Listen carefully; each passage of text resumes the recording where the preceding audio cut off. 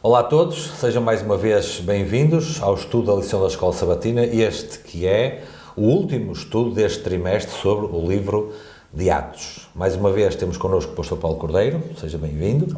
E ainda antes de entrarmos exatamente no estudo da viagem para Roma e de todo o enredo desta interessantíssima história destes episódios que se desenrolaram nesta última parte do livro de Atos e também da vida de Paulo, como sabemos, gostaríamos, tanto o pastor como eu, de enviar uma saudação para todos aqueles que já há um semestre, já nem há um trimestre, há um semestre, que têm acompanhado o canal, que têm acompanhado os comentários, os programas, as dezenas de comentários que temos recebido, de feedback, até de perguntas sobre os assuntos e tudo mais, e dizer que para nós é gratificante receber isso e perceber o acompanhamento que há. Nestes últimos 6 meses temos aproximadamente 1,5 milhão de minutos visualizados nos programas que temos publicado.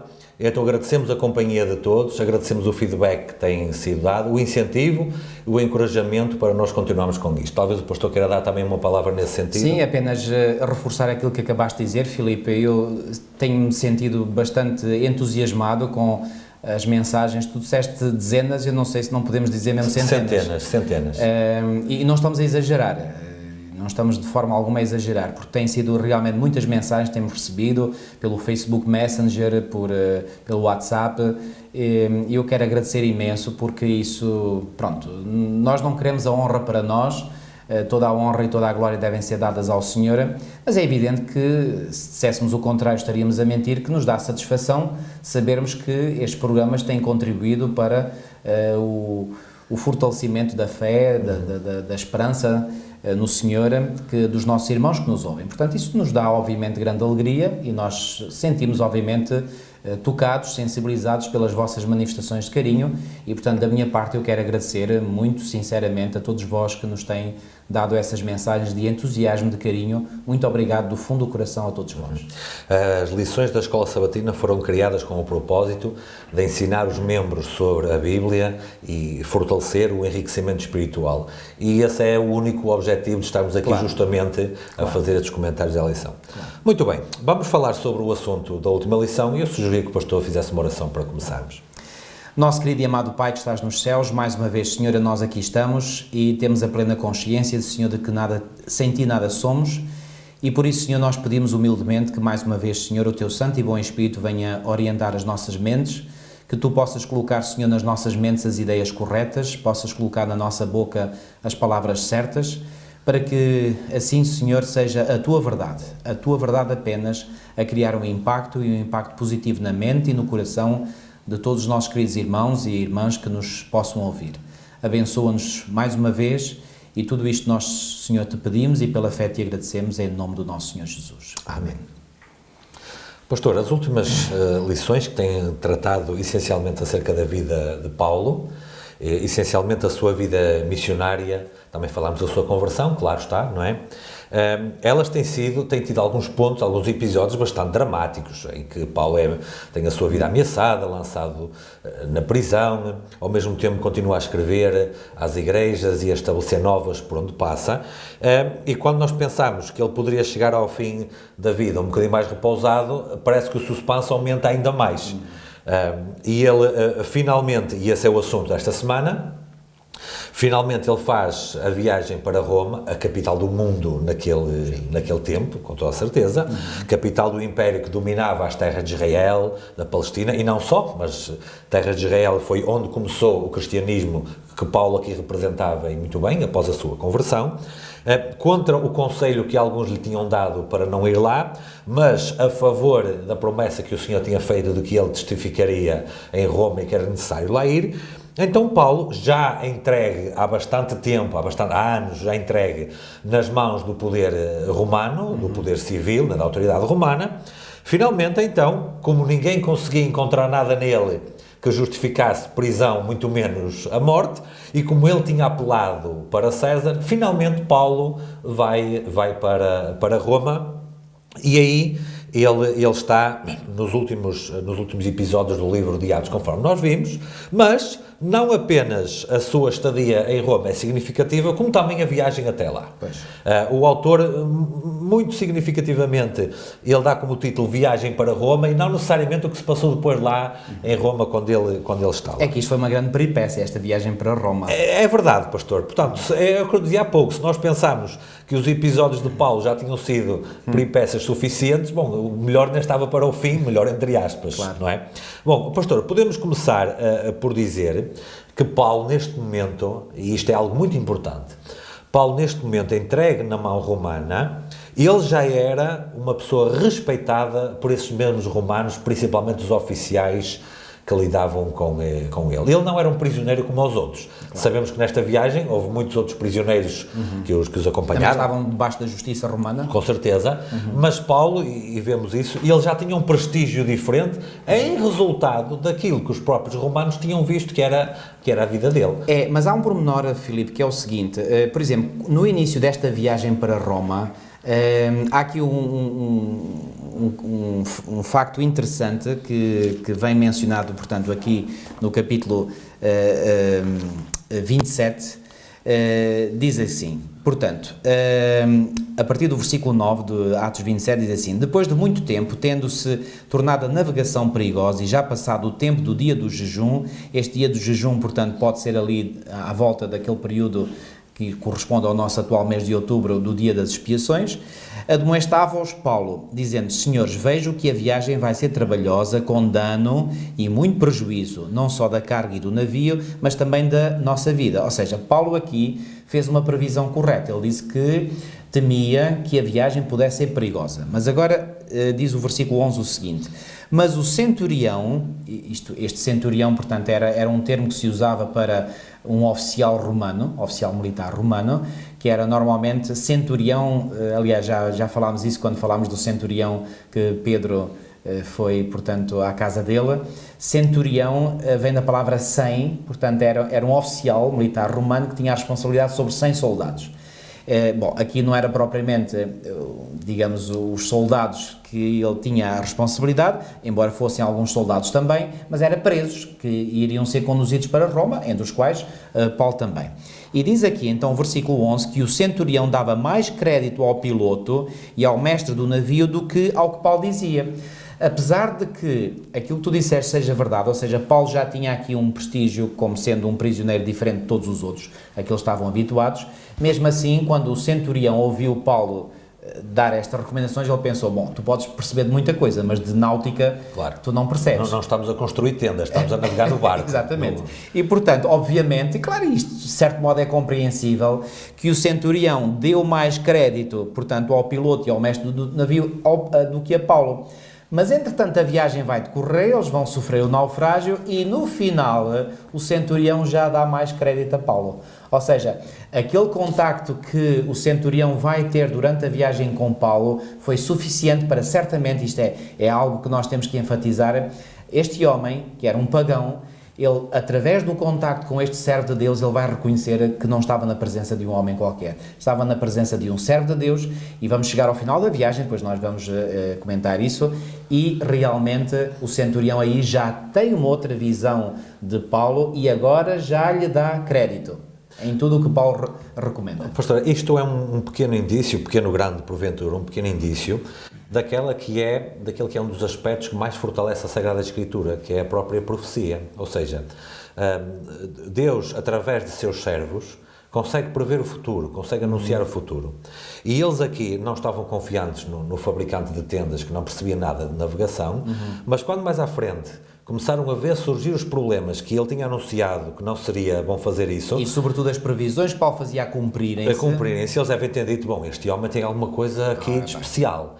Eu estou-me a lembrar que normalmente os evangelistas e tudo mais, quando querem pregar a ateus, por exemplo, eles vão usar Daniel 2, porque Daniel 2 prega com séculos de antecedência, ou anuncia com séculos de antecedência, aquilo que hoje qualquer historiador no mundo inteiro pode comprovar como tendo sido a história. E aqui Paulo, Ao princípio, claro que deram mais importância às opiniões de quem percebia de navegação. Claro, o que, de certo modo, é compreensível. Não podemos não é? criticar por isso, Claro. mas mais tarde, digamos... Mas é que eram os técnicos de navegação, Claro, não é?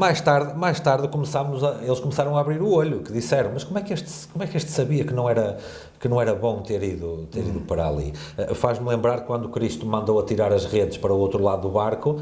Os discípulos podiam ter pensado, então nós é que percebemos de pesca, nós é que somos especialistas e agora andamos aqui a noite toda, nós é que sabemos como é que o mar está e vem agora ele e diz uma coisa destas.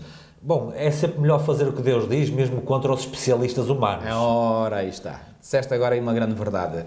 Quando se trata de nós fazermos comparação entre aquilo que especialistas em várias áreas, e atenção, não estou a pôr minimamente em causa que essas pessoas até realmente, comparando-se com o comum dos mortais, com outras pessoas, são especialistas na área, porque dedicam-se àquilo, claro. Seja qual for a área do conhecimento, da arte. Pronto, é evidente, por exemplo, como é que eu me posso comparar, por exemplo, com alguém, por exemplo, que percebe da arte de carpintaria, ou que é um profissional, um engenheiro numa determinada área. É evidente, quer dizer, só se eu fosse desculpem-me uma expressão, um estúpido perfeito, é que eu não iria reconhecer que uma pessoa percebe mais nessa sua área que está habituado do que eu percebo. Agora, quando se põe em comparação aquilo que os maiores especialistas numa determinada área possam até dizer e aquilo que Deus diz, nós devemos dar sempre prioridade àquilo que Deus diz, porque Deus Ele é que é o especialista em todas as áreas. Nós temos exemplos bastante claros e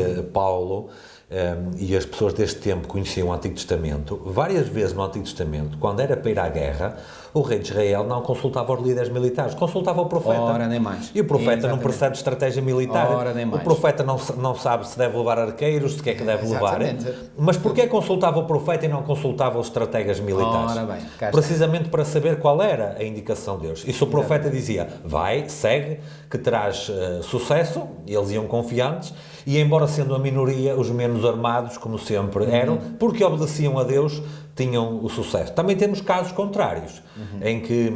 não obedeciam àquilo que Deus recomendava e depois tinham problemas. É claro. Tinham problemas. E, portanto, aqui temos que admitir que os romanos ainda não estavam perfeitamente conscientes de quem era Paulo, mas na experiência puderam ver quem era aquele homem. Eu faço aqui um apelo a todos aqueles que nos possam estar a ouvir e que sejam de várias áreas profissionais, artísticas, o que for.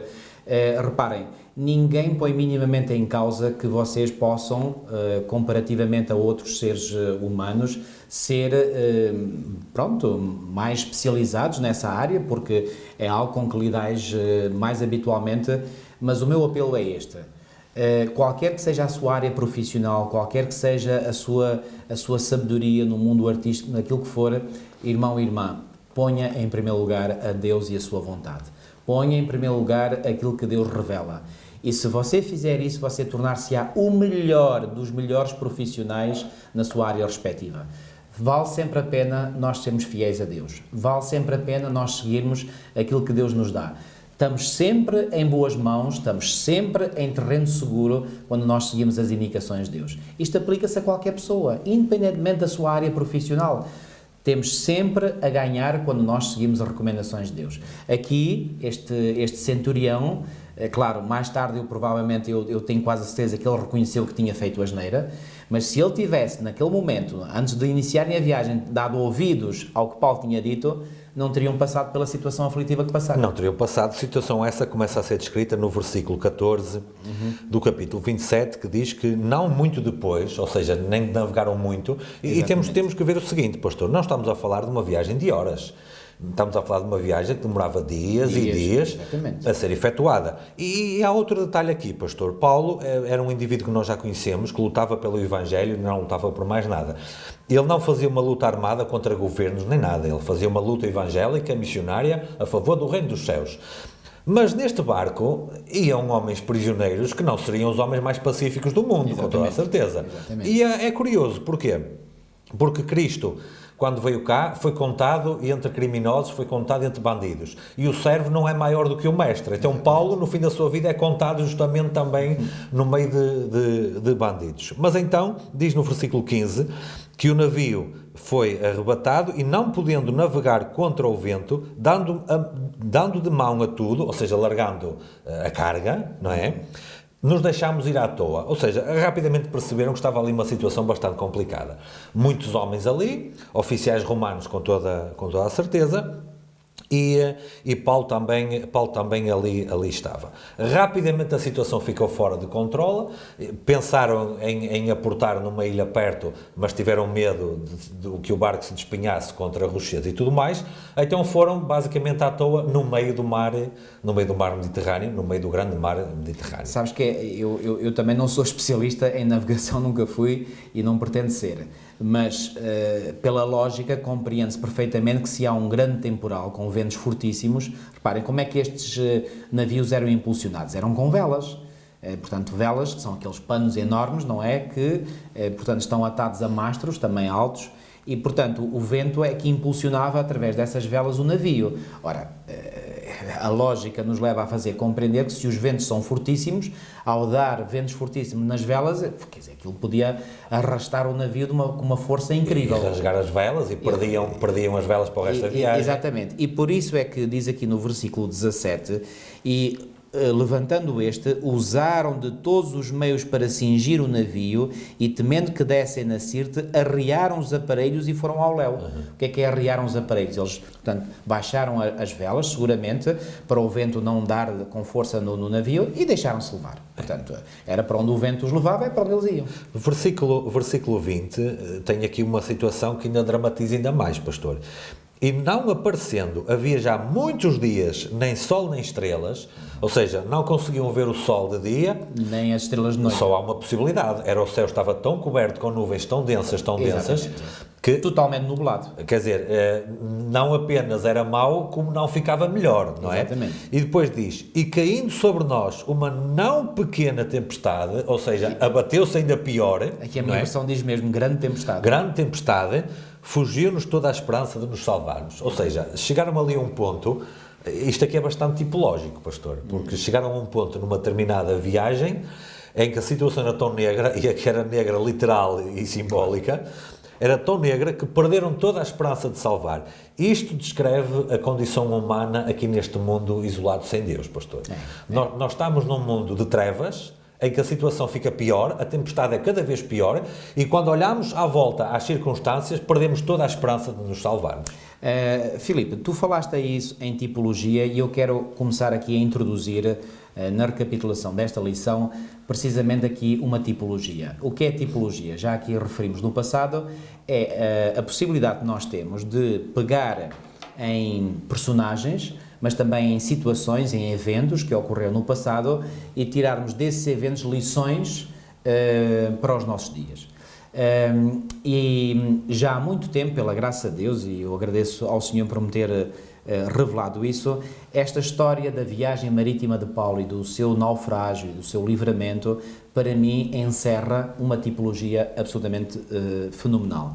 Reparem, mais uma vez, eu quero enfatizar isto e que fique muito claro na vossa mente. A tipologia não põe minimamente em causa os eventos históricos descritos. Portanto, que aconteceram mesmo. Aconteceram mesmo. Portanto, isto é histórico, isto é literal, não temos... ponto final. Não há discussão sobre isso. Portanto, o que está cá é literal. Agora, pegando naquilo que é literal, que é histórico, nós podemos tirar lições tipológicas, ou seja, lições espirituais para nós. O que é que isto representa? Exatamente. E nós podemos dizer que esta viagem, portanto, na qual Paulo estava, representa também a viagem do povo de Deus. Sendo que aqui o navio pode representar e muito bem a igreja. E alguns poderão dizer, mas qual é a sua que legitimidade é que tem para poder comparar o barco à igreja? Bom, eu pego, por exemplo, na história do dilúvio, não é? O que é que nós temos no dilúvio? Nós temos que o povo de Deus, que naquele momento são 8 pessoas, que era Noé e a sua família, Noé, a sua esposa, os seus 3 filhos, as suas 3 noras, eram o povo de Deus. Onde é que eles iam? Iam num barco literal, nós chamamos arca, mas era um barco. Era um barco. O primeiro grande barco da história. Exatamente. Claro que era um barco especial, porque foi construído de modo a poder levar animais, todo o tipo de animais e de aves, animais quadrúpedes, terrestres, e aves, mas era um barco, certo? Portanto, aquele barco representava, portanto, digamos, era onde estava o povo de Deus, guardado, protegido da imensa tempestade que havia fora. Mas, há uma passagem de Ellen White que sempre me criou muito impacto e que eu gostaria aqui de ler convosco, que aparece no livro Mensagens Escolhidas, volume 1, a partir da página 205, exatamente, onde ela diz o seguinte: pouco tempo depois de enviar os testemunhos acerca dos esforços do inimigo para solapar os alicerces da nossa fé mediante a disseminação de teorias sedutoras, lera eu um incidente acerca de um navio, cá está a imagem do navio, envolto em serração, que pondo em português de Portugal, portanto em grande nevoeiro. Nevoeiro cerrado, também usamos cerrado, não é? Tendo à frente um iceberg. Por várias noites pouco dormi. Tinha a impressão de estar arcando sob um fardo como um carro carregado de molhos. Uma noite foi-me apresentada, agora ela fala de uma visão que teve. Uma noite foi-me apresentada claramente uma cena. E quem é que apresentou esta cena? Obviamente Deus, que lhe revelou esta cena em visão. E que cena é que ela viu? Achava-se sobre as águas um navio. Cá está outra vez a imagem do navio, tal e qual como nós estamos aqui a estudar na lição desta semana. Envolto em densa cerração. Súbito, o vigia bradou: iceberg à frente! No caso da lição não temos um iceberg, temos uma grandíssima tempestade. Exatamente. Ali, elevando-se muito mais alto do que o navio, estava um gigantesco iceberg. Uma voz autorizada exclamou: enfrentai-o! Não houve um momento de hesitação, urgia ação rápida. O maquinista pôs todo o vapor e o timoneiro, aqui o timoneiro é portanto, o que nós chamamos, também o piloto, não é? Dirigiu o navio diretamente para cima do iceberg. Isto pode parecer uma loucura autêntica. E digo que é uma loucura porque todos nós conhecemos a história, que já não é muito recente, enfim, já tem mais de um século, que aconteceu em 1912, daquele naufrágio que ficou muito conhecido, talvez o naufrágio mais conhecido na história da navegação foi o naufrágio do navio Titanic, ok? E o que é que levou o Titanic ao fundo? Precisamente o facto de ele ter colidido com um iceberg.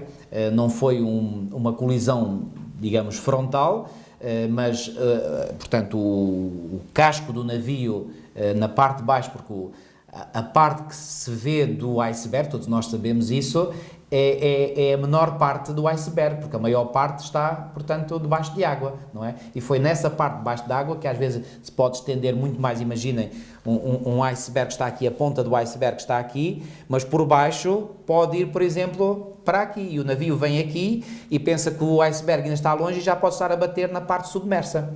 E foi o que aconteceu com o Titanic. O que é que aconteceu ao Titanic? Em pouco mais de 2 horas ele foi ao fundo.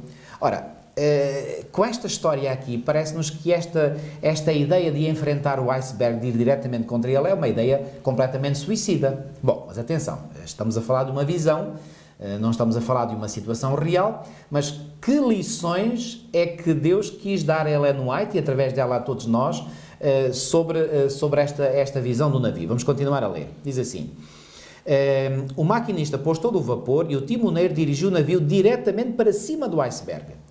Com um estrondo, o navio deu contra o gelo. Houve tremendo choque e o iceberg se desfez em muitos pedaços, despencando sobre o convés com um ruído de trovão. Os passageiros foram, muito importante este aspecto aqui, os passageiros foram sacudidos violentamente pela força da colisão. Atenção, foram que os passageiros sacudidos. O que é que isto quer dizer? Já agora eu recordo, não sabemos nós, através da palavra profética, de que no tempo do fim o povo de Deus vai passar por uma sacudidura, ok? Os passageiros foram sacudidos violentamente pela força da colisão, nenhuma vida se perdeu. E nesta história que nós estamos aqui, também nenhuma vida se perdeu. O navio sofreu avaria, mas não irreparável. Refez-se da colisão, tremendo de proa a popa, ou seja, desde a frente até atrás, qual criatura viva, e seguiu então seu caminho. E agora Ellen White, no parágrafo a seguir, ela diz assim: bem sabia eu o significado dessa representação. Eu tinha as minhas ordens, ouvir as palavras como uma voz que viesse do nosso comandante. Enfrentai-o. Sabia qual o meu dever e que não havia um momento a perder. Chegara o tempo para a ação decidida, eu devia, sem tardança, obedecer à ordem, enfrentai-o. Nessa noite estive acordada há 1 hora, escrevendo tão depressa quanto minha mão podia deslizar sobre o papel. Nos próximos dias trabalhei diuturnamente, preparando para o nosso povo as instruções que me foram dadas acerca dos erros que se insinuavam em nosso meio. Tive a esperança de que houvesse uma reforma cabal e de que fossem mantidos os princípios pelos quais nos batemos nos dias primitivos e que foram apresentados no poder do Espírito Santo. E aqui termina, portanto, a descrição, portanto, desta visão. Ora bem... Temos, portanto, muitos pontos em comuns com esta história do naufrágio a caminho de Roma. Temos aqui um navio, temos aqui uma situação difícil a ser enfrentada pelo navio, temos aqui o facto de que os passageiros que iam a bordo do navio podiam morrer, não é? Devido a... Havia perigo de vida. Havia perigo de vida. Lemos que fugiu toda a esperança de salvarem, eles pensavam que iam morrer. Exatamente. Portanto, temos aqui, como disseste muito bem, muitos pontos de contacto. Então, com estes pontos de contacto é que eu acho que temos aqui, portanto, os ingredientes perfeitos para fazer aqui uma tipologia. E vamos então avançar com a análise daquilo que aconteceu. Então, vamos ver o que é que o texto bíblico nos diz. No capítulo 27 ainda, e no versículo 21, diz assim: havendo todos estado muito tempo sem comer, e agora aqui começo por dizer, não se dará o caso, eu nem preciso estar a confirmar isso, mas faço a pergunta como mera pergunta retórica. Dar-se-á o caso de que nós, reparem, já vimos que, portanto, assim como os passageiros deste navio que foi visto em visão por Ellen White representavam, portanto, a Igreja, não é? Aqui, portanto, vamos comparar isto com a Igreja hoje. Diz aqui que estes passageiros que iam no barco de Paulo já há muito tempo que não comiam. Dar-se-á o caso de que nós hoje também estamos em grande jejum. E que tipo de jejum? Espiritual. Jejum espiritual. Jejum da Palavra de Deus. Estamos nós lendo e estudando a Bíblia como deveríamos. Eu não quero dizer isto como crítica e irmãos, de todo o coração vos digo, Deus sabe que a minha motivação não é essa. Mas eu vejo às vezes, e não quero, volto a dizer, não quero estar aqui a lançar nenhuma crítica, mas eu vejo que há muito pouco estudo da Palavra de Deus entre os membros da Igreja em geral. Eu sei que muitas pessoas estão ocupadíssimas, eles têm trabalhos nos quais eles têm que dar não só o horário habitual, mas às vezes até horas extraordinárias de trabalho. Eu sei que eles têm várias responsabilidades. Se calhar começa aí o problema. Começa aí o problema. Seja como for, uma coisa é certa, há pouco estudo da Palavra de Deus. E havendo pouco estudo, o que é que isso significa? Que há pouco alimento espiritual. O que provoca fome. Provoca fome. Portanto, estamos numa situação idêntica. Portanto, o nosso povo... Provoca fome e provoca que o corpo não esteja bem nutrido. Não está bem nutrido, exatamente. Obviamente, estão a entender. Aqui era uma fome física, mas na tipologia estamos a falar da fome espiritual. Ou seja, há muitos dias que o povo de Deus, há muitas semanas, há muitos anos que o povo de Deus não se alimenta corretamente. Aqui, está em fome, está em carência. Neste caso, a saúde física destes homens ia ficar prejudicada. Na tipologia que o pastor está a fazer, a saúde espiritual da igreja fica prejudicada. Fica prejudicada, obviamente. Mas vamos continuar a ver aqui o que diz o relato. Havendo todos estado muito tempo sem comer, Paulo, pondo-se em pé no meio deles, disse: Senhores, na verdade era preciso terem-me atendido e não partido de Creta para evitar este dano e perda. Paulo aqui, reparem, ele também não se dá por rogado e diz, se tivessem ouvido o conselho que eu tinha dado, não estávamos nesta situação aflitiva. Ele não está aqui a fazer uma dura crítica, mas também não deixa de mostrar a realidade. E obviamente que o centurião devia estar a ouvir aquilo que Paulo estava aqui a dizer, eu posso imaginar que ele engoliu em seco, não é? Porque tinha sido sob as suas ordens que o piloto e o mestre do navio tinham partido, não é? Mas se Paulo era o mensageiro de Deus e também foi profeta de Deus, noutros escritos que ele tem, eu posso interpretar isto tipologicamente como a igreja sendo responsabilizada por não ouvir a voz dos profetas e ter-se deixado levar para esta situação de fome espiritual. Exatamente. Muito bem visto. Versículo 22. Mas já agora vos aconselho bom ânimo, porque nenhuma vida se perderá de entre vós, mas somente o navio. Ou seja, o que é que Paulo está aqui a dizer? Reparem, ele está a dizer, estamos numa situação que não era preciso estarmos a viver. Mas Paulo pinta o horizonte completamente negro. Ele diz, pronto, mas não desesperem porque não está tudo perdido. E também esta é a minha mensagem para a Igreja, para todos aqueles que nos estão a ouvir. Apesar de o meu querido irmão, minha querida irmã que nos está a ouvir, poder estar em fome espiritual, não desespera. Não pense que está tudo perdido, porque não está. Então, reparem... Pastor, deixa-me já agora fazer uma subtipologia ou segunda tipologia, porque isto lembra-me imediatamente... quando Cristo foi ter com Adão e Eva no Jardim do Éden, o discurso é muito idêntico. Então vocês pegaram daquela árvore que eu tinha dito para não pegar, se tivessem seguido o meu conselho não tinha acontecido nada disto. Claro. Mas logo a seguir, da mesma maneira que Paulo diz, tenhai bom ânimo, Exatamente. o Senhor diz a mesma coisa, olha, tenham bom ânimo que a semente da mulher vai-vos salvar. Exatamente. Eu estou a ver aqui o mesmo princípio a ser aplicado. Vocês fizeram asneira por não ouvirem a voz de Deus. Exatamente. Neste caso, a voz de Deus por intermédio de Paulo, não é? Exatamente. Fizeram asneira, mas não desespereis que ainda há esperança para vós. Foi isto que aconteceu no Jardim do Éden. Filipe, aconteceu no Jardim do Éden, aconteceu ao longo de toda a história bíblica e até aos nossos dias. E volto a enfatizar porque este aspecto é muito importante. Irmão e irmã, não importa quão baixo você possa ter descido, não importa o que você tenha feito de grave, não importa quais sejam as consequências de más escolhas, más decisões que tenham feito no passado. Não importa isso. Apesar de você estar no mais baixo da sua vida, e reparem... Na maior tempestade. Na maior tempestade. Na maior cerração de trevas. Exatamente. Mesmo assim, por favor, ouça isto. Não são palavras minhas, são palavras do Senhor. Por favor, não desespere. Há esperança para si. Não tenha dúvidas. Pode estar envolto na maior cerração na sua vida, pode estar a passar pela maior das tempestades, pode estar numa situação terrível. E o pior de tudo é a nossa consciência a pesar. E aqui o inimigo é um especialista para nos saber acusar, porque foi pelas sugestões dele que nós caímos em pecado, em tentação. E depois o que é que ele faz? Quando nós lá estamos no fundo, ele vem nos dizer, estás a ver, tu és culpado, Deus não te vai aceitar, não há nada a fazer por ti. Tu não fizeste a vontade de Deus, quer dizer, ele é que nos induziu a fazer a vontade dele, não a de Deus.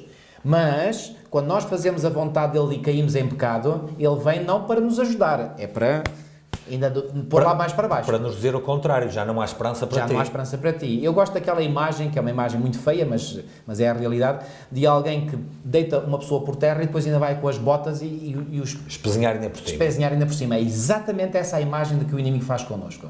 Mas Deus não é assim. Felizmente, graças a Deus. Deus é o bom samaritano que levanta do chão. Ora bem, Deus está sempre na disposição para aqueles que reconhecem que estão mal, para aqueles que reconhecem que chegaram ao fim da linha, para aqueles que reconhecem que estão no fundo do poço, para aqueles que reconhecem que estão no meio da tempestade, para aqueles que chegaram ao ponto mais baixo, Deus está sempre na disposição de deitar a mão a essa pessoa. Isto é a mensagem do Evangelho, amigos. Ninguém vai tão longe que Deus não possa alcançar. Exatamente. Obviamente que me emociono ao falar isto, porque eu sei muito bem de onde eu vim. Eu sei muito bem onde é que eu caí e onde o Senhor me foi resgatar. Hoje, graças a Deus, não estou numa situação no meio de nevoeiro, mas eu já vivi isso. E, portanto, se é o caso, amiga que me está a ouvir, de você estar nessa situação, não desespere. Há solução para si. E você pode dizer, mas eu não cumpri a vontade de Deus. Eu sei. Você não cumpriu e Deus sabe muito bem, e você também sabe muito bem. Não importa. Se você reconhece hoje que está mal e que fez decisões erradas no passado, não permita que o inimigo coloque na sua mente a ideia de que não há solução para si, porque há.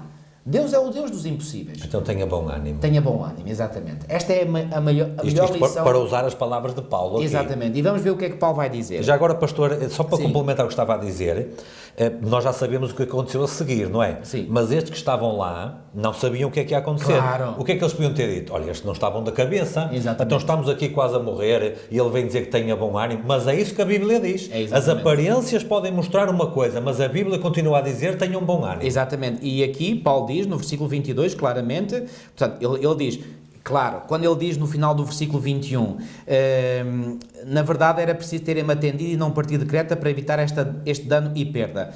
É evidente, volto a enfatizar este aspecto. Nós temos plena consciência que se não tivéssemos feito as más escolhas que fizemos, não chegávamos ou não teríamos chegado ao ponto que estamos. Mas Deus muitas vezes permite que nós façamos a nossa vontade. Porquê? Porque Ele sabe que mais cedo ou mais tarde nós vamos cair no buraco. E quando estivermos lá no buraco, Felizmente, pela grande misericórdia e pelo grande amor que Deus nos tem, Deus não diz, olha, caíste no buraco, olha, agora o problema é teu, desenrasca-te. Eu não te disse. Muitas vezes nós humanos fazemos isso. Deus não faz. Deus não faz. Deus não chega lá acima do buraco e diz assim, olha, caíste aí, olha, ainda bem, fizeste mal, olha, toma lá que agora é para aprenderes. Não, Deus não faz assim. Embora isso seja verdade, Ele faz algo mais do que isso. Exatamente. Ele diz, pronto, olha, realmente, se tu tivesses dado ouvidos à minha voz, não terias estado, mas não percas o ânimo, eu vou-te resgatar quando estás. E aqui Paulo vai dizer, mas já agora vos aconselho, bom ânimo, porque nenhuma vida se perderá de entre vós, mas somente o navio. Porque esta mesma noite, agora Paulo vai mostrar que não é o doido que está a falar sem saber. Ele vai dizer, eu estou-vos a dar este bom ânimo porque tenho as costas quentes. Ou seja, alguém com uma autoridade muito superior à minha falou-me e comunicou-me. O que é que ele vai dizer? Porque esta mesma noite um anjo de Deus, de quem eu sou e a quem sirvo, esteve comigo, dizendo, Paulo, não temas. É preciso que compareças perante César. Aliás, Paulo já tinha dito, Deus, aliás, já tinha dito a Paulo que ele, Deus, queria que Paulo comparecesse perante o imperador, perante César. E eis que Deus, por sua graça, te deu todos quantos navegam contigo. Portanto, senhores, tende bom ânimo, pois eu confio em Deus que sucederá do modo porque me foi dito. Porém é necessário que vamos dar a uma ilha.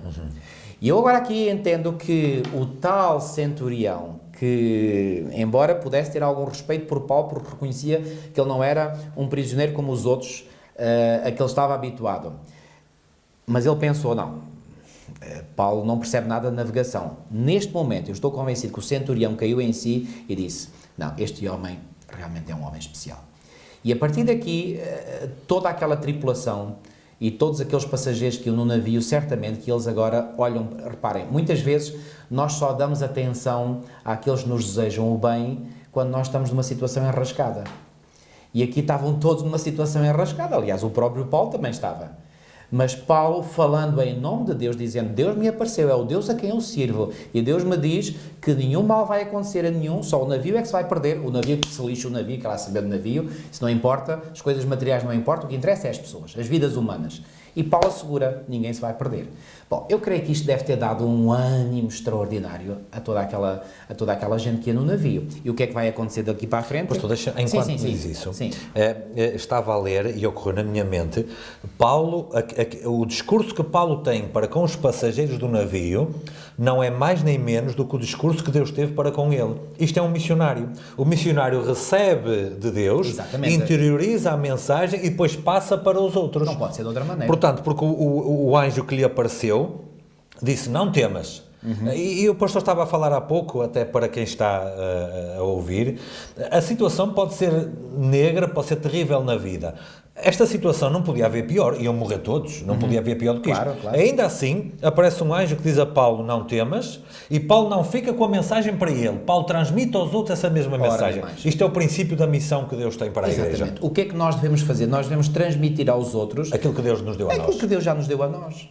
Mas nem mais. Às vezes há esperança para nós, há esperança para os outros. Ora, nem mais. E eu não temo, então tu também não temes. Exatamente. Porque eu não sou mais do que tu, somos todos Ora, aí está. Portanto, o que é que eu valo a mais do que qualquer outro ser humano? Será que Deus me ama mais a mim do que ama a qualquer outra pessoa? Evidente que não. E já agora, pastor, dentro do barco, a autoridade era romana, que eram os inimigos dos judeus. Mas a promessa também era para os romanos de que nenhuma vida deles se perderia. Exatamente. Aliás, o anjo foi claro. Eis que Deus, por sua graça, claro, é pela graça sempre. Com certeza.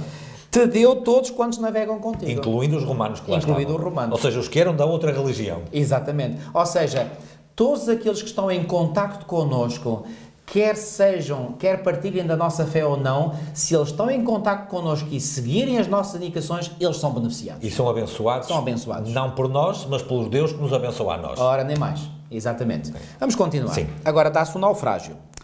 Quando chegou a 14ª noite, sendo nós batidos de um lado para o outro no mar Adriático... Ou seja, pastor, passaram 2 semanas sem que se cumprisse a promessa que Paulo tinha dito. Exatamente. Ou seja, pode demorar a cumprir-se, nós temos de continuar a não temer e a confiar que o Senhor finalmente fará cumprir a sua promessa. Exatamente. Por volta da meia-noite, reparem, era noite escura, Pressentiram os marinheiros se aproximavam de alguma terra. E como é que eles pressentiram isso? Ouviram as ondas, provavelmente, a agitação do mar. Os marinheiros sabem que, por exemplo, o barulho da ondulação varia e provavelmente eles podem ter ouvido a rebentação e, portanto, se há barulho de rebentação, há aqui alguma costa perto. Sim. Ou seja, o marinheiro, lá está, são os tais especialistas. Aqui eram especialistas. Portanto, eles conhecem estes pormenores. Claro. Por exemplo, eu recordo-me, por exemplo, o meu sogro, quando esteve no serviço militar, ter dito que quando iam, por exemplo, na selva e não ouviam barulhos de pássaros, eles sabiam que isso era um sinal de que estavam ali alguém escondido. Porque o pássaro, quando vê alguém, tem medo e foge. Se ouvem pássaros na selva, é sinal que não está ali ninguém. Se não ouvem pássaros, é sinal que está ali alguém. Reparem, ninguém vai pensar nisso, mas quem é já especialista, quem sabe este Quem conhece o métier. Exatamente. E, portanto, os marinheiros, eles já perceberam, não, há aqui costa por perto. E era verdade. Lá está a sabedoria deles também. Eles também sabiam, claro. não é? E então, lançando o prumo, acharam 20 braças.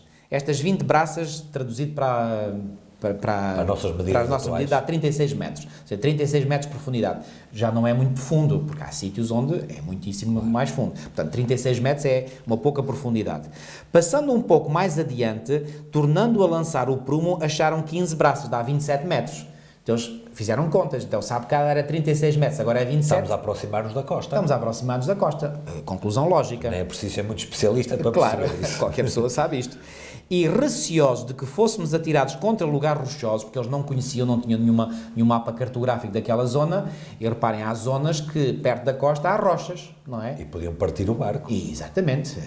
Lembramos, por exemplo, daquele episódio que aconteceu há uns anos atrás, acho que foi em 2011, se não estou em erro, um barco enorme de cruzeiro, que o marinheiro quis passar muito junto à costa e ele encalhou lá numa rocha submersa E era um barco gigante, pesadíssimo, ao contrário deste em que eles iam. Exatamente. Portanto, e receosos de que fôssemos atirados contra lugares rochosos, lançaram da popa 4 âncoras. Para quê? Para que o navio não se aproximasse mais. E eles estavam à espera que fizesse dia, não é? Para terem luz, para perceber exatamente onde é que estavam. Exatamente. Não havia radares nesta altura, não havia GPS. Ou seja, pastor, a igreja por vezes tem que navegar com precaução, é isso que está a dizer. Exatamente, exatamente. E já lá vamos mais a esses detalhes. Vamos primeiro ler o que é que o texto bíblico nos diz. Então, eles lançaram da popa, que é a parte de trás do navio, 4 âncoras e oravam para que rompesse o dia. Claro, era tudo o que eles queriam, para saber onde é que estavam. Procurando os marinheiros fugir do navio e tendo arriado o bote no mar, o que é o bote? É uma pequena barcaça, a pretexto de que estavam para largar âncoras da proa. Reparem, Paulo aqui, quando viu aqui estes marinheiros a lançar o bote, ele percebeu quais eram as intenções deles. Ou seja, eles queriam fugir. E deixar os outros. Porque reparem, os marinheiros eles sentiam, não tem nada a ver com a justiça romana, é certo, não queremos saber nada disto, ou seja, quiseram-se pôr a salvo. Se eles morrerem, ninguém vai dar falta deles. Exatamente. Reparem, obviamente, o que é que nós podemos perceber do sentimento destes marinheiros? Eles sentiam que se saíssem do barco estavam mais a salvo do que se continuassem no barco. Porque a remo era mais fácil chegar à costa e garantir o batel para eles. E eles estavam a sentir que a rebentação que estava a dar na ré do navio, ou seja, na popa, era muito forte. Eles tinham lançado as âncoras, 4 âncoras, não é? Portanto, na popa, para o navio não avançar para a frente, e, portanto, ali o mar estava a bater com força. Eles estavam a sentir, isto não vai dar bom resultado. E até aí eles fizeram o raciocínio correto. Mas então eles pensaram que se saíssem do barco estavam mais a salvo. Não resisto a introduzir já aqui uma tipologia. Temos que introduzir. Muitas pessoas hoje, o barco que representa a igreja está açoitado por ventos furiosos, por marés, etc. E há muitas pessoas que pensam que estarão mais a salvo se saírem do barco, que é da igreja. Errado. E aqui eu digo perentoriamente e sem quaisquer dúvidas, é errado. E reparem bem o que é que o texto nos diz. Procurando os marinheiros fugir do navio e tendo arriado o bote no mar, a pretexto de que estavam para largar âncoras da proa, disse Paulo ao centurião, cá está o tal centurião, que não lhe tinha dado ouvidos, mas agora repare, o centurião vai dar ouvidos. Disse Paulo ao centurião e aos soldados, se estes não permanecerem a bordo, vós não podereis salvar-vos. O que é que Paulo disse? Se vocês saírem do barco, podem sair, mas não vos ireis salvar. Amigos, a minha mensagem para vós é esta: se vós pensais que estáis mais seguros fora da igreja, vós vos enganais. E fora da igreja não há salvação para nenhum. Reparem, eu dou aqui uma imagem. Reparem, havia salvação para a família de Noé fora da arca?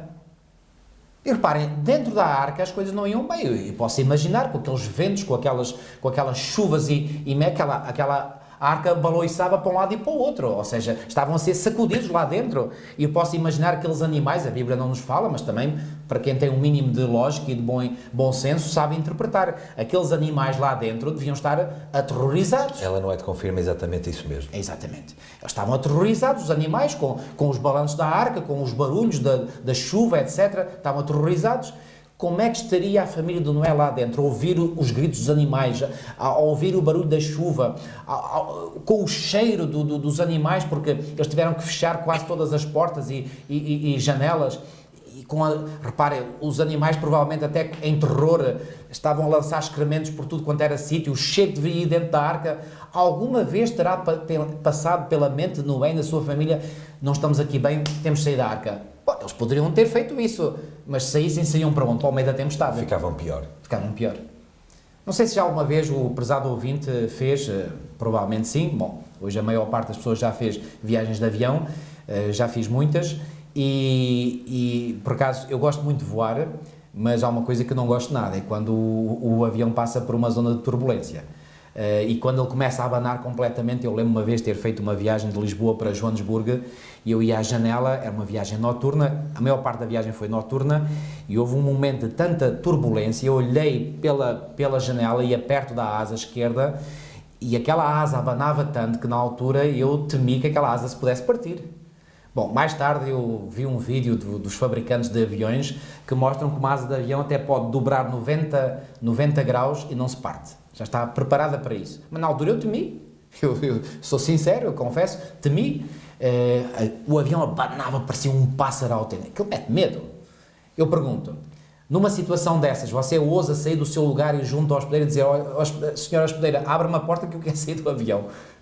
Este avião está com demasiados problemas. Está com muitos problemas, isto abana muito, eu quero sair daqui, mas sair para onde? As pessoas aqui não me respeitam, toda a gente é má para mim, são maus para mim, são injustos, eu quero sair daqui. Reparem, qualquer pessoa com o mínimo bom senso, e eu acho que todos aqueles que nos estão a ouvir têm esse mínimo bom senso, sabem que isso seria uma loucura fazer uma coisa dessas. Sair do navio em tempestade, pôr-se no meio do mar, nem que seja num bote, sair de um avião, vai para onde? Reparem, a igreja está a ser abanada por todos os lados. Ventos fortes. Cá dentro da igreja está tudo aos gritos, está tudo aos berros, e uns berram de uma maneira, outros berram de outra, uns berram porque defendem uma coisa, outros berram porque defendem outra coisa. Parece o caos instalado cá dentro.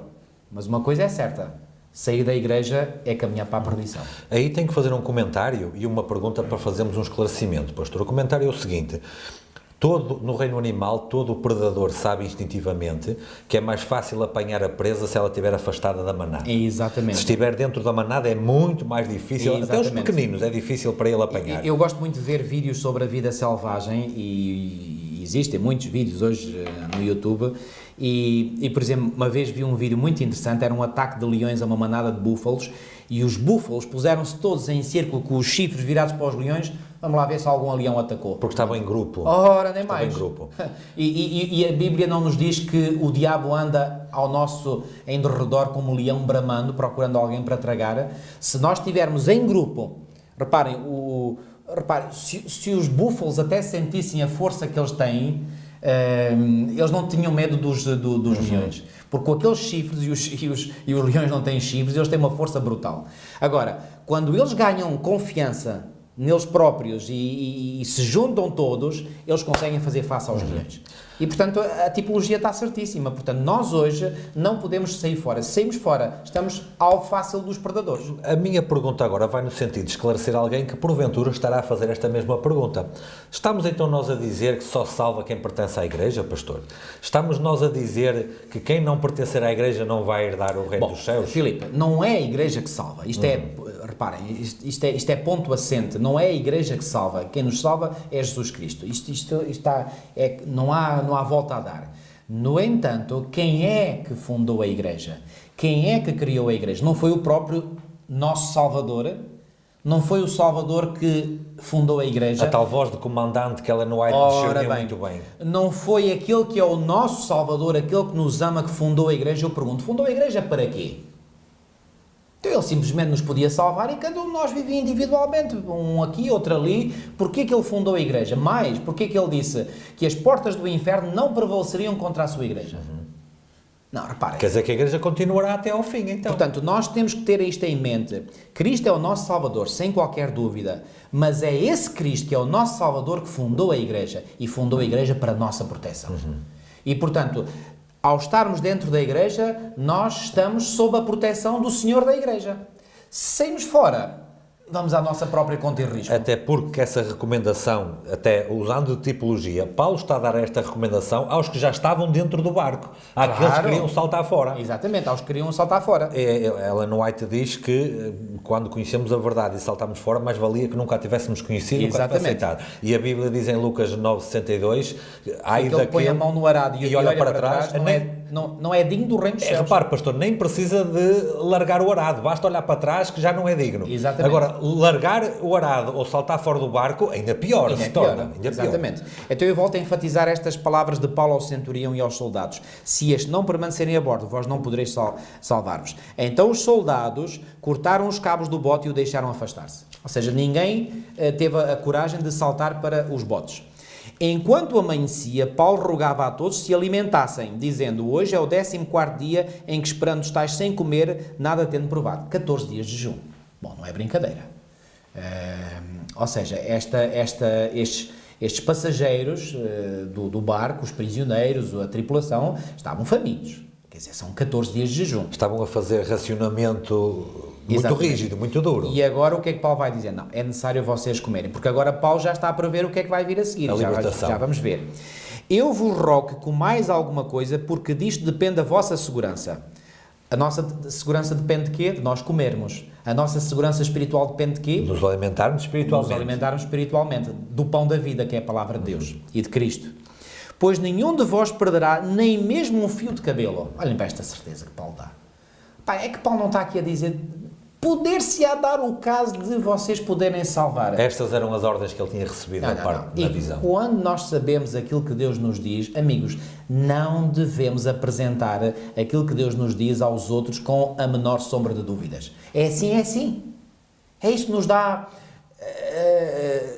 força, que nos dá, como eu gosto daquela palavra que os ingleses, boldness, nos dá... coragem, ousadia. Ousadia. Uma santa ousadia para nós falarmos, com certeza. Mas essa certeza não é apoiada nas nossas convicções pessoais, é apoiada na revelação. Num firme, assim diz o Senhor, claro. assim está escrito. Certa ocasião eu estava numa igreja e estávamos a falar das condições do mundo, que estão terríveis e ficam cada vez piores, tanto moralmente como até nas relações entre os países e por aí fora.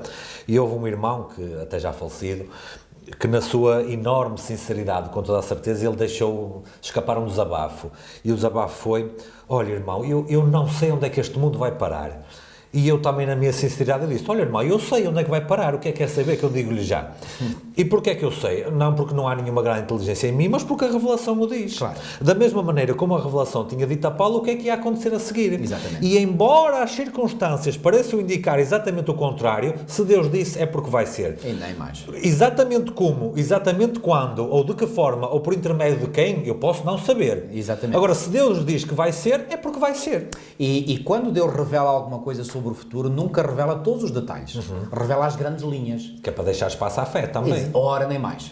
Para deixar espaço à fé, porque ao conhecer as grandes linhas, eu só sei, pronto, ok, a direção é esta, eu sei a direção, agora, pormenores do que vai acontecer na minha caminhada nessa estrada, bom, Deus não revela. Que provas científicas e palpáveis é que durante 40 séculos, desde Adão até à vinda de Cristo, o povo de Deus teve de como Messias nasceria da barriga de uma mulher. Que provas científicas e palpáveis é que Noé tinha que iria chover? Nenhuma, a não ser Deus tinha dito. Exatamente, e quando Deus diz, está dito, acabou, ponto final, parágrafo. Nenhum homem está autorizado a duvidar daquilo que Deus diz. Então, voltando à nossa história, portanto, Paulo diz então que nenhum deles se vai perder, nem mesmo um fio de cabelo. Versículo 35, tendo dito isto, tomando um pão, deu graças a Deus na presença de todos e depois de o partir começou a comer. Ou seja, para dar o exemplo, Versículo 36, todos cobraram ânimo e se puseram também a comer. Reparem, quem é que primeiro começou a comer? Foi Paulo. O que é que isto significa em termos tipológicos? Os líderes, aqueles que estão à frente, são os primeiros que devem alimentar a palavra. Os que dão o exemplo depois aos outros. E se eles derem o bom exemplo, depois os outros seguirão atrás do exemplo do líder. É óbvio, não é? E é engraçado que a comida que havia era pão. E o pão que desceu dos céus nós também sabemos quem é, portanto, tipologicamente também se aplica. Versículo 37, estávamos no navio 276 pessoas ao todo, ainda era um grande grupo, refeitos com a comida, aliviaram o navio lançando o trigo ao mar, ou seja, o que sobrou, depois de terem tomado aquela refeição, foi para o mar. Ou seja, estavam tão confiantes com aquilo que ia acontecer a seguir que nem sequer o trigo já fazia falta. Não fazia falta. Isto faz-me lembrar... Eles sabiam o que é que estava para surgir. Faz-me lembrar aquela primeira grande visão de Ellen White, que à medida que vão subindo rumo à cidade celestial, vão tendo que largar pelo caminho. Exatamente, é a mesma coisa. E chega a um ponto que até nem sapatos têm. Exatamente. Perdem as carroças, os haveres que tinham. As carroças foi a primeira coisa que logo, os haveres que tinham, depois nem sapatos tinham, e depois a situação estava difícil, mas não deixaram de olhar para cima. Quem é que se perdia? Os que saíam do caminho, da mesma maneira que se perderiam os que saíam do barco. Exatamente. Esse é o ponto certo. Então agora aqui no versículo 39 diz, quando amanheceu, não reconheceram a terra, mas avistaram uma enseada onde havia praia. Então consultaram entre si se não podiam encalhar ali o navio. Levantando as âncoras, deixaram-no ir ao mar, largando também as amarras do leme. E, alçando a vela de proa ao vento, dirigiram-se para a praia. Dando, porém, num lugar onde duas correntes se encontravam, ou seja, havia ali uma confluência de correntes, encalharam ali o navio, ou seja, havia ali um banco de areia, seguramente, a proa encravou-se, portanto, a parte da frente do navio encravou-se e ficou imóvel, mas a popa se abria pela violência do mar, portanto, porque ali havia uma confluência de correntes e o navio ficou ali mesmo no sítio certo para ser totalmente despedaçado. O parecer dos soldados era que matassem os presos, para que nenhum deles nadando fugisse. Mas o centurião, querendo salvar a Paulo, cá está agora, o centurião, que agora já tinha seguramente uma opinião mais positiva de Paulo, não diria totalmente diferente, mas muito mais positiva, e impediu-os de o fazer. Ele era o chefe dos soldados. Portanto, os soldados tinham que estar sob as ordens dele. Claro. O que o centurião dissesse, era lei. E isto era uma característica dos romanos. Os romanos não permitiam qualquer desobediência às autoridades superiores. Ainda acontece isso no romanismo religioso, hoje em dia também. Portanto, o superior hierárquico diz, o de baixo tem que... Bom, atenção, isto é direito romano, não estou a dizer que é direito divino. Claro. No direito divino, quer dizer, nós temos de nos submeter às autoridades de Deus, que é o Supremo, não é? E também às autoridades por ele estabelecidas. Aliás, a palavra de Deus é clara ao dizer que nós devemos respeitar as autoridades. Mas diz aqui, e ordenou que os que soubessem nadar fossem os primeiros a lançar-se ao mar e a alcançar a terra. Quanto aos demais, que se salvassem, uns em tábuas e outros em destroços do navio. O que é que isto significa? Que o navio já estava a partir-se todo. Claro. E foi assim que todos se salvaram em terra. Chegaram todos à terra, sim ou não? Sim. Todos chegaram. Cumpriu-se a previsão de Paulo? Cumpriu-se. Agora a pergunta é, pastora, já não estou a perceber uma coisa. Então há bocadinho você não disse que o barco significa a igreja? Eu disse, sim, foi exatamente isso que eu disse. Então, mas diz aqui nesta história que o barco... não é? Acabou por ser todo despedaçado. Então a igreja vai ser despedaçada. Quando chegarem à Terra Prometida. Vamos lá analisar um bocadinho este detalhe. Até antes, na minha visão, eu acredito que este despedaçar do navio corresponde ou corresponderá ao final do tempo da graça. Ok? Quando chegarmos ao final do tempo da graça, a missão, escute bem o que eu vou dizer, a missão da igreja terá terminado por completo. Já ninguém vai se salvar mais. O Espírito de Deus se retirará, claro. E o Espírito do Senhor se retirará dos ímpios, não dos justos. O Espírito de Deus se retirará dos ímpios. Porque é que eu posso dizer dos ímpios e não dos justos? Porque o Senhor Jesus disse que assim como foi nos dias de Noé, assim será nos dias da vinda do Filho do Homem. Nos dias de Noé, o Espírito Santo retirou-se dos antediluvianos, mas não se retirou daqueles que estavam refugiados dentro da arca, ou seja, da família de Noé. Desse o Espírito de Deus não se retirou. Não. Dos que permaneceram fora da arca, sim, desse retirou-se. Mas dos que estavam dentro da arca, não. Não para os salvar, que já estavam salvos, mas para o proteger e manter em vida. Reparem, quando a porta da arca se fechou, fechou-se o tempo da graça, claro, para a geração antediluviana. Claro. Então, porquê que era necessário estar mais a ministrar sermões a eles? Não era necessário. Então, da mesma forma, quando terminar o tempo da graça, a missão da igreja terminou. E agora... cada um Nada por si mesmo. nada por si mesmo, exatamente. Ou seja, desde que eles saem do navio que está a destruir-se até alcançarem a praia, eu considero que esse espaço entre sair do navio e chegar à praia é o tempo da angústia. Desde que termina o tempo da graça até à vinda de Cristo. Claro que quando Cristo vier, chegamos à praia. Claro. À terra prometida. À terra prometida, à praia da Canaã celestial. Ao Porto Seguro. Ao Porto Seguro, exatamente. Mas, desde que termina, ou seja, o que é que acontece? Quando eles estavam no barco, a igreja estava toda unida. E Paulo diz, não é tempo para sair da igreja, é para estarmos todos juntos. Agora, quando o barco começou a ser despedaçado, aí sim, era tempo para cada um sair. E agora, cada um nada por si. Cada um salva-se por si mesmo. Até porque a função da igreja esvaziou-se. Exatamente. Já não há missão. E o que é que corresponde à destruição? Repare, o que é que foi destruído? O barco, que é material, nenhuma pessoa se perdeu. O que é que vai acontecer quando terminar o tempo da graça? Pois bem, tudo o que é material da igreja, os seus templos, as suas instituições, tudo vai ficar na mão dos ímpios, eles vão dar cabo daquilo tudo. É raiva pelo povo de Deus que já não sabe onde é que está, porque está fugido nas montanhas, nas cavernas, etc. Eles vão tomar conta dos nossos edifícios, vão se calhar partir tudo, que estraguem, que espatifem, que é lá saber. Podem fazer à vontade, que já não faz falta nenhuma. Já não faz falta nenhuma.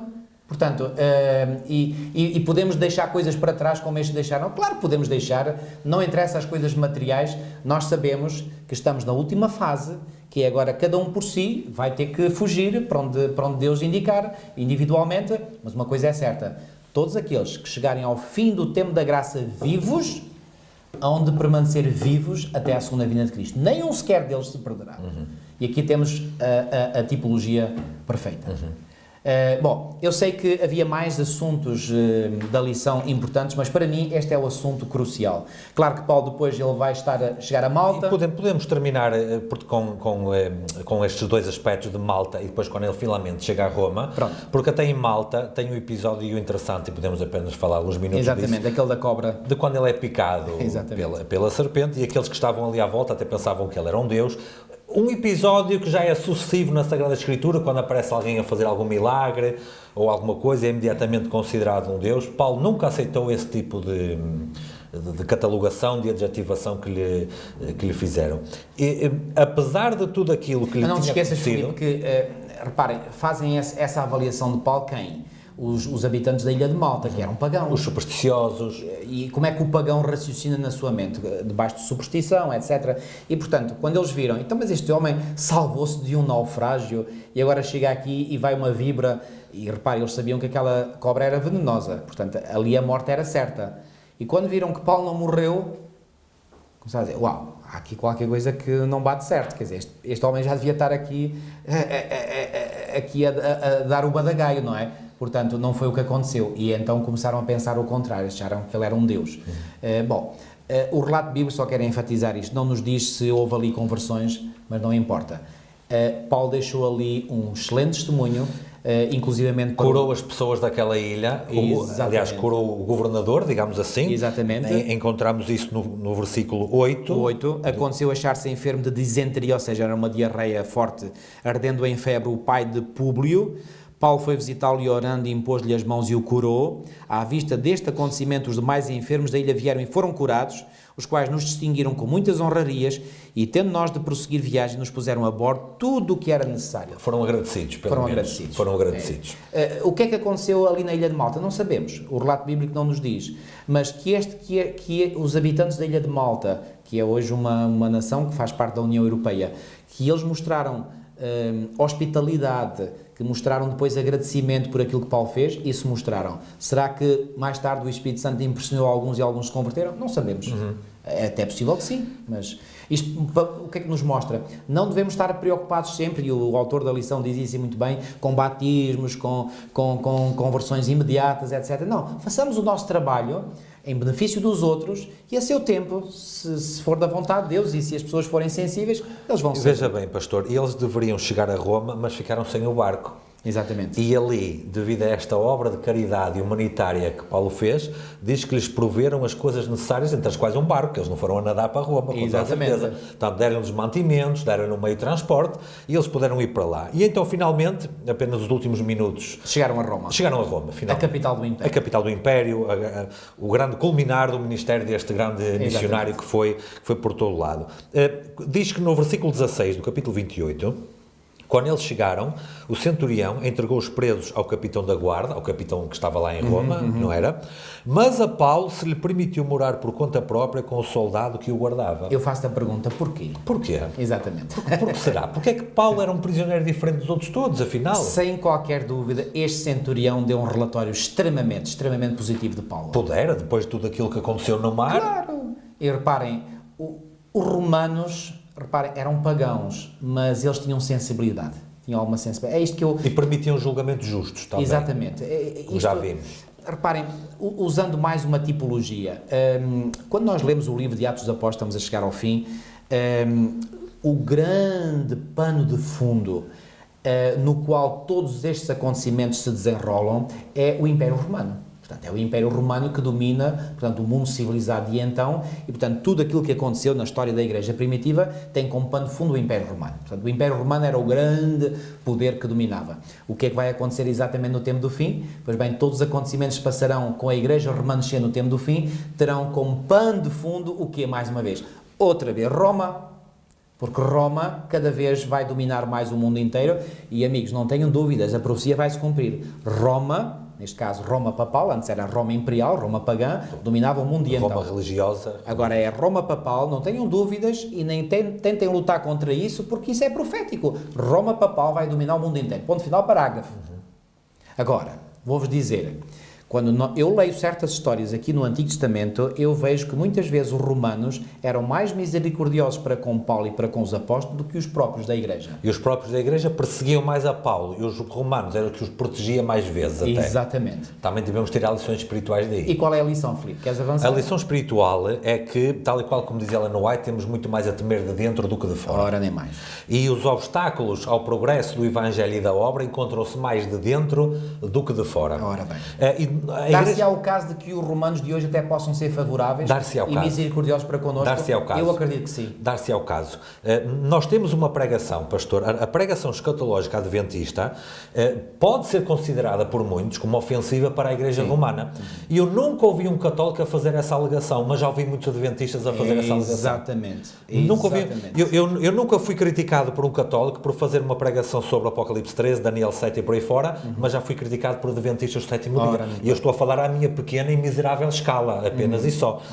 Portanto, os obstáculos que mais encontramos, aliás, todas as casas mais facilmente se destroem por dentro do que por fora. Exatamente. E o diabo sabe isso melhor do que todos. Claro. Aliás, e podemos ver no Antigo Testamento, pastor, todos os profetas, exceto um, foram enviados à casa de Israel. Portanto, Jonas foi enviado a Nínive, todos os outros foi à casa de Israel.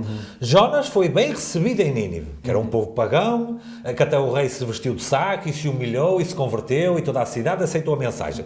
Eu gostaria que me indicassem quais são os profetas enviados à casa de Israel que foram bem recebidos. Gostava que me dissessem um, dois talvez, mas pelo menos um já ficava satisfeito com isso. Ainda aqui há tempos tivemos um estudo sobre Jeremias, pobre Jeremias, aquilo era pancada todos os dias, aquilo era atirado para um poço, para uma masmorra. E eram os pagãos que faziam isso? Não, era a casa de Israel que fazia isso. Então, se não há nada de novo debaixo do sol, tem que acontecer isso no fim do tempo, novamente. Nem mais. E, portanto, se nós estamos... Aliás, pastor, até aproveitando para usar a justificação que muitos usam para abandonar o barco, abandonamos o barco porque a igreja está mal, os problemas estão dentro da igreja e os irmãos são isto, são aquilo, e em vez de ajudar ainda atrasam, e a igreja está cheia de líderes corruptos e de pastores que não fazem o seu papel. Se isso é verdade, então isso cumpre tipologicamente que os problemas estamos avisados que têm que acontecer.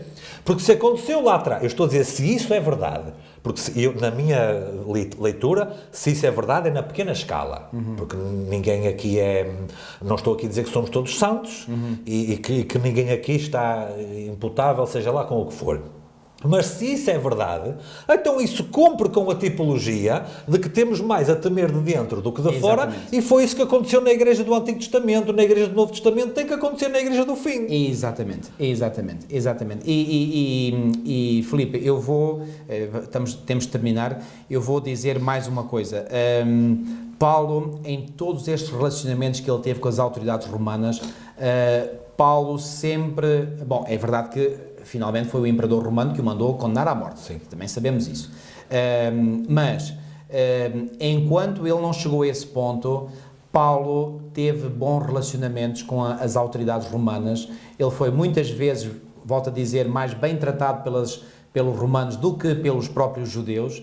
Ou seja, tipologicamente isso significa que podemos às vezes ser mais bem tratados pelos de fora do que pelos de dentro. E, portanto, eu creio que há aqui uma lição para nós. E a lição é esta. Nós temos uma mensagem muito clara. Eu, pessoalmente, já fui acusado também de não estar, portanto, não sustentar a mensagem tipicamente adventista. Ainda recentemente alguém me disse que eu sou ecuménico e eu disse, olha, você pode pensar isso de mim, mas uma coisa é aquilo que você pensa de mim, outra coisa é aquilo que eu sou. Ecuménico eu não sou de certeza. Porque aceito a 100% a mensagem escatológica adventista, não só a aceito como a defendo com unhas e dentes e a prego. Agora, no meio dessa pregação, dessa mensagem específica que nós temos que saber como lidar como seres humanos com as autoridades. E nós sabemos pela profecia que Roma vai cada vez mais dominar o mundo. Portanto, não nos interessa aqui nós abrirmos guerras com Roma, não nos interessa. Paulo e os apóstolos nunca entraram em guerra aberta com os romanos. Tanto não entraram que até foram protegidos por romanos e salvaram alguns quando foi o naufrágio. Portanto, qual é o nosso interesse de entrarmos em guerra direta com Roma? Não temos interesse nenhum. Temos uma mensagem, temos sim senhora. E mais, vou-vos dizer mais. Os grandes oficiais do Vaticano, os grandes líderes da Igreja Católica, eles sabem exatamente qual é a nossa mensagem. Com certeza. Sabem exatamente. Melhor do que, se calhar, muitos adventistas do sétimo dia. Exatamente. Aliás, há um vídeo que eu uma vez vi de um encontro que houve na divisão sul-americana com pastores. Eram uns 3.000 ou 4.000 pastores ali reunidos. Foi na Foz de Iguaçu, portanto, no sul do Brasil, portanto, perto daquelas famosas cataratas. E foi ele foi diretor do Instituto de Pesquisas Bíblicas da Conferência Geral, o Ángel Rodrigues, que ele deu testemunho de que houve um convite formal, portanto oficial, do Vaticano, a líderes da Conferência Geral, para irem lá ao Vaticano, que eles queriam falar com eles. E eles foram lá. Portanto, reuniram-se em conselho, para saber se haviam de ir ou não, de responder a esse apelo, e concluíram que deveriam ir, e quanto a mim concluíram muito bem. E então foi uma equipa, não foi só um só. Nós temos indicações claras da revelação de que devemos, se possível, ir acompanhados, não é? Então eles foram vários. E uma das perguntas muito específicas que lá no Vaticano fizeram aos nossos líderes foi: vocês mantêm a interpretação do Apocalipse 13? Portanto, eles sabem qual é a interpretação do Apocalipse 13. Logo ao princípio. E qual foi a resposta que os nossos líderes... Eles aconselharam-se junto com os líderes da Conferência Geral e voltaram para dizer: nós mantemos a nossa leitura sobre o Apocalipse 13. Portanto, até os povos católicos sabem qual é a nossa interpretação do Apocalipse 13. E nós vincamos e vinculamos a nossa interpretação do Apocalipse 13. Porquê? Porque é esse medo. Agora, nós temos essa posição e não abdicamos dela. Agora, eu não preciso de abdicar. Reparem, quando eu sou simpático para com os romanos hoje, isso não quer dizer que eu abdico da minha posição. Quer dizer, só uma pessoa que não tem um mínimo bom senso é que vai entender isso. Quer dizer, eu tenho as minhas convicções, não abdico delas, mas, por outro lado, tento ser simpático, cortês, amigável com aqueles que eu sei que dominam o mundo. Porque dominam. No final parágrafo. No tempo de Daniel, quem dominava o mundo era o chefe da Babilónia. E pela influência de Daniel, até o chefe da Babilónia se converteu. E mais. E, portanto, no fim dos tempos, não fiquemos admirados se houver cardeais, bispos, padres, seja lá o que for, que aceitem a verdade e se juntem ao povo que guarda os mandamentos de Deus. Estão agora a correr notícias de que vários bispos e até cardeais estão-se a levantar contra este atual Papa. Ou seja, isto para mostrar o quê? Dentro da própria Igreja Católica Apostólica Romana, eles não são um corpo homogéneo, portanto, há pessoas que pensam por elas próprias, claro, e que raciocinam. Claro. Portanto, e quem sabe, eu não sei, nem me atrevo a dizer que sei, mas quem sabe se alguns desses não se podem um dia, perante a verdade, virem-se a converter. E, portanto, temos que ser, por um lado, ter a certeza daquilo que queremos, e não ter dúvidas quanto àquilo que queremos, mas, por outro lado, sermos cristãos na nossa forma de lidar com aqueles que o não são, com os pagãos, com os romanos de hoje. Inflexíveis no princípio, mas sempre de porta aberta. Sempre porta aberta e sendo atenciosos, corteses e simpáticos para com todos.